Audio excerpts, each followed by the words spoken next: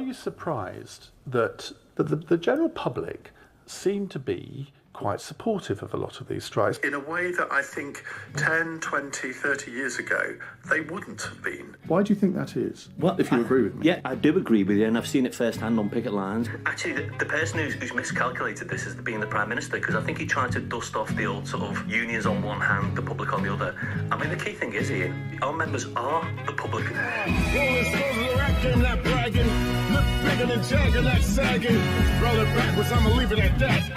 That ain't got nothing to do with We need a new deal for working people in this country. And if this government won't deliver that new deal, we're going to make them pay the price for 13 years of their spiteful attacks on working people, 13 years of decimating our public services, reducing our pay and holding down our conditions. Let's vote them out at the next election. It is a huge honour for me to address the big meeting for the first time as General Secretary. And I want to start by sending a message to every dodgy employer, every right-wing commentator that's written off the trade union movement, that's attacked the trade union movement, that's denigrated the trade union movement. Our movement is fighting, our movement is winning, and our movement, brothers and sisters, is back.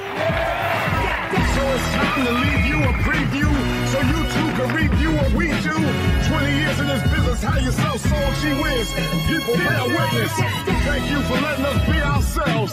So don't mind me if I repeat myself. These simple rhymes be good for your health, to keep them crime rhymes on the shelf. Live, love life like I just don't care. 5,000 believers have to stand.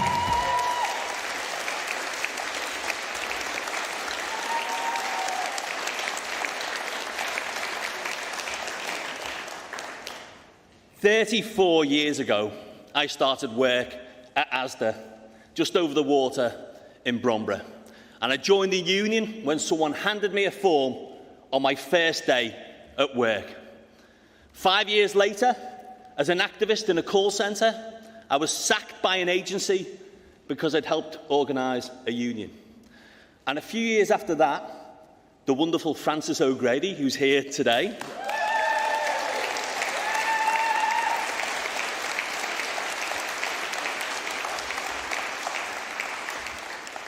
Frances took a chance and gave this gobby activist from Merseyside a place on the TUC Organising Academy.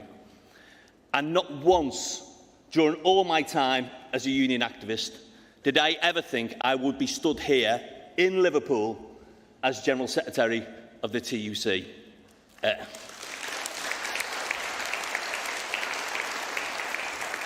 I can't imagine feeling prouder or more humbled than I do right now. Congress, thank you for your support and welcome to Liverpool.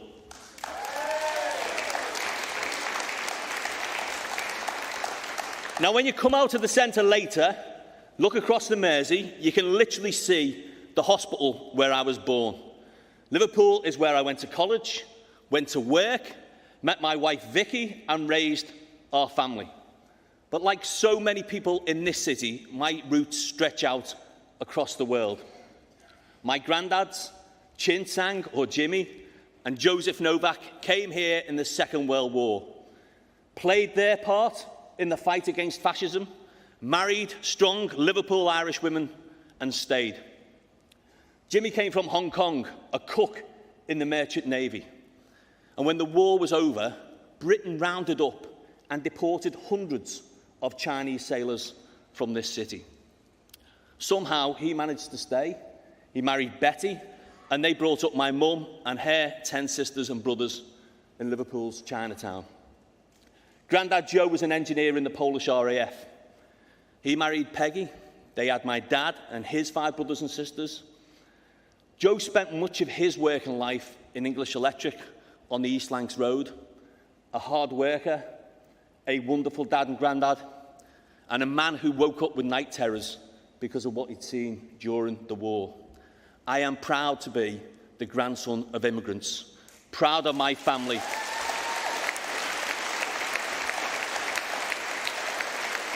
And I am proud of the contribution that they and millions like them have made to this country. So when I hear the Home Secretary talking of a migrant invasion, that her dream is to deport people to Rwanda, when I see immigrants housed on a barge with Legionella, or hear that the immigration minister has ordered a mural for kids painted over, for me, it is personal. Because the real enemies of the working class in this country don't arrive in a small boat, they fly in by private jet.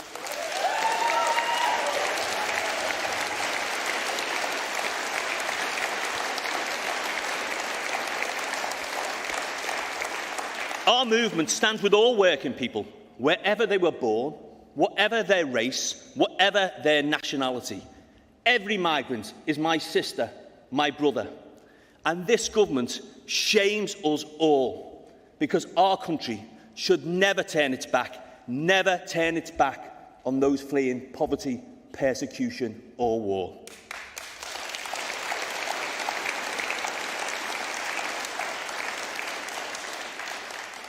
I'm proud of this city, proud of the way it's picked itself up, proud of those who've helped regenerate it. But look beyond the gleaming dockside, the museums, the tourists, the students, the football, the music, the nightlife. In this city, 1 in 5 adults is out of work. 1 in 3 kids trapped by poverty. Demand for food banks doubles every year, and 250,000 people are sat on NHS waiting lists here in Liverpool alone. And it's not just Liverpool, it's everywhere.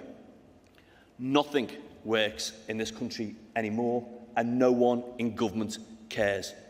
The Conservatives have broken Britain. They've had 13 years to sort out crumbling concrete in our schools, but 5 days before the new term, they tell schools they can't open because, and I quote the Education Secretary, everyone sat on their arses. Could you think of a more perfect metaphor for this government? A crisis of their making? Someone else gets the blame? Congress, useless, incompetent, past their sell-by date.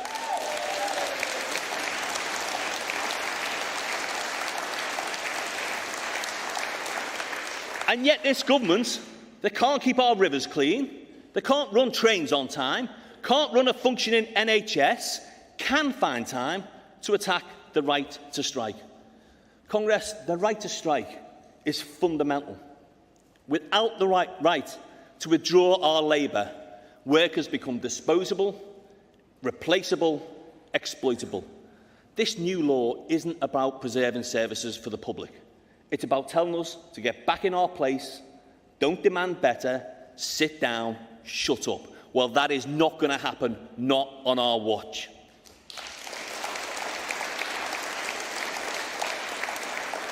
We fought their attack on the right to strike in Parliament. We'll fight it at the ILO and in the courts.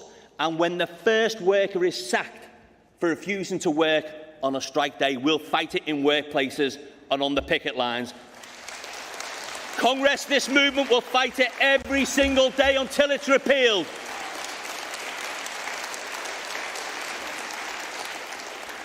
Now, my dad, John, spent most of his working life as a welder. He worked at Camel Aird, again, just across the river. If you know that industry, you know this. Sometimes there was work, sometimes there wasn't, and sometimes the only work going was on the other side of the world. But he and my mum, Anne, knew that they were building the chance of a better life for me and my brother, John. When we were born in the 70s, there may not have been a lot of money around, but we took the basics for granted. No food banks in every town, no legions of people sleeping on our streets. Jobs, good union jobs, paid good union wages. And families expected that life would be better for their kids than it was for them. That's all we ask for now. Wages that go up, waiting lists that come down, kids that aren't hungry, working people treated with respect, able to go on holiday every summer, to take the kids out, to treat them at Christmas. It shouldn't be too much to ask for, but it's a long way from where we are, and we all know who's to blame. This cabinet of millionaires, disconnected, dysfunctional Congress, disgraceful.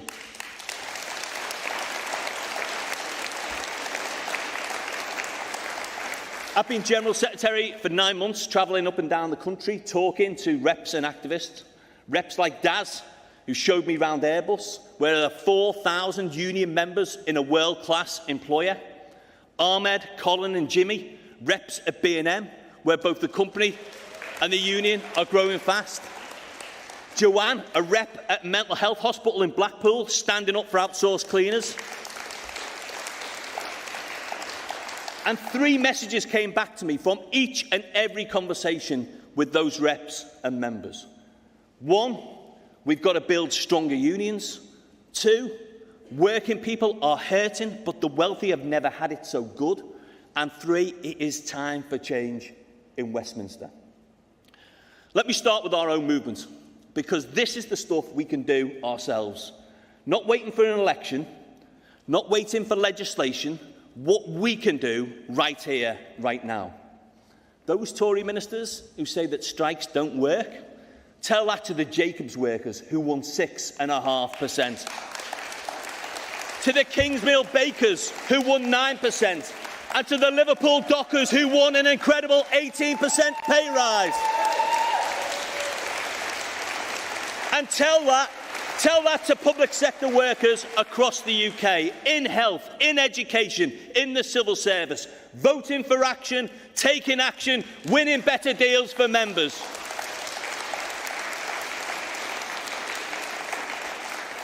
It has been a massive year for unions, but despite the wins, despite the media coverage, despite the new activists, our membership is not growing. So many young workers support our campaigns, but they don't join our unions. All too often, there isn't a union in their workplace. No rep comes over on day one, like they did to me, gets them to sign up.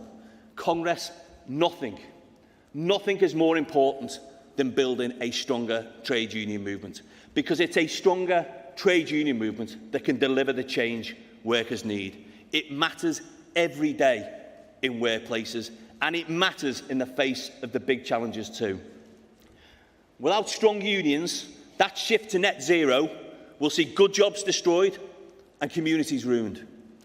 Without strong unions, artificial intelligence, new technology will deliver a digital dividend for the tech giants, but not workers. And without strong unions, workers will never have the power to enforce their rights at work. Now, my job is to head the TUC. I can't recruit members to unions. Only you can do that. But here's what I can do. Reps are the beating heart of our movement. But our reps need to reflect today's working class. So starting today, the TUC will train at least 500 new black activists each and every year.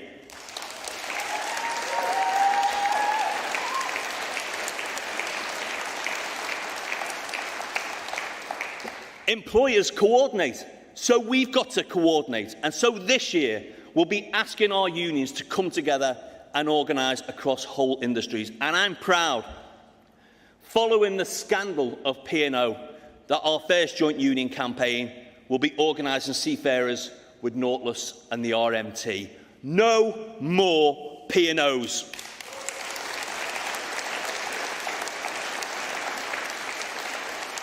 And we'll expand the Our Work Matters campaign to seek union recognition for every outsourced facilities worker at Serco, Sodexo, ISS, Mighty and more. No matter the contract, no matter the workplace, no matter the employer, every outsourced worker needs a union.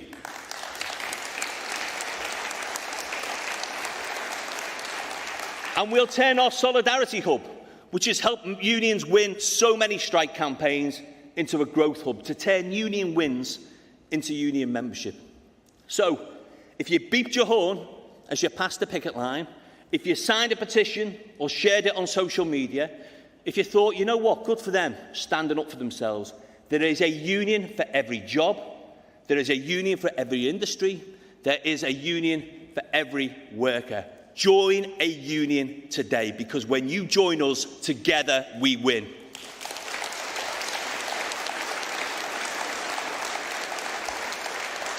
More workplaces recognised, more wage rises bargained for, deal by deal, workplace by workplace, built by unions and working people, a more equal society. Now, the past 13 years have been tough. Not everybody has suffered. Last year, Britain's top bosses saw their pay rocket by £500,000 each. Porsche reported record sales in the UK, and a single bottle of scotch sold for £300,000. I say again, the real enemies of the working class don't arrive in a small boat. They fly in by private jet. They bank record profits, and then they have the gall to tell workers not to ask for a pay rise. It's not right, it's not fair, and it's not sustainable.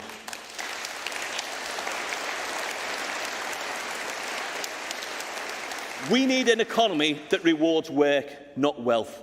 This much inequality is bad for our country. Fairness and growth go hand in hand, and that's why those with the broadest shoulders should bear the greatest load. And here's a few things that any Prime Minister, even this Prime Minister, could do today. Let's start by closing every single tax loophole like those for non-DOMs. Levying VAT on fees for private schools and beefing up revenue and customs so we can clamp down on those who cheat on tax. And why stop there? We could have a proper windfall tax on the energy companies, and that would raise £2 billion extra this year alone. We could ask the richest 140,000 people to pay just a little bit more and raise another £10 billion this year. And we could tax capital gains at the same rate as wages and raise £12 billion this year and every year. Congress, it's time for fair taxes, time for a fairer Britain.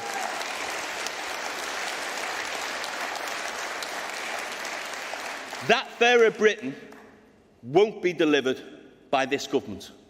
So if you, like me, you're tired of this country where nothing works, tired of a government of the rich for the rich, tired of rampant inequality, vote them out.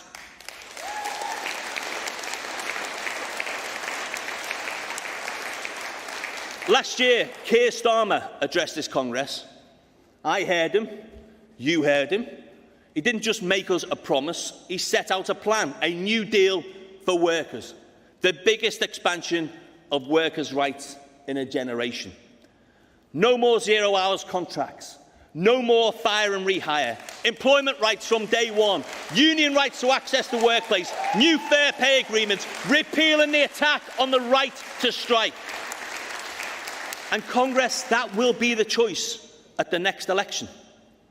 We want that first 100 days employment bill through in one piece onto the statute books and into the workplaces. And that's why, when the time comes, I will tell anyone who asks, vote for working people, vote for the change, vote for the party we named for our movement, vote Labour.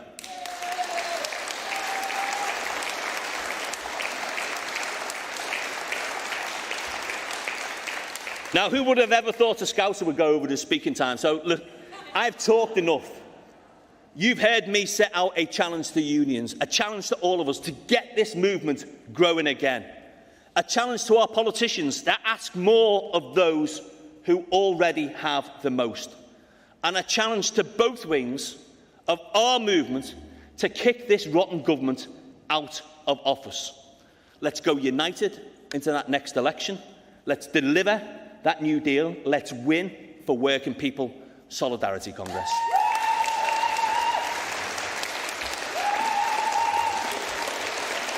Thanks, Congress. Cheers. Thanks, everyone. Cheers. Thanks all.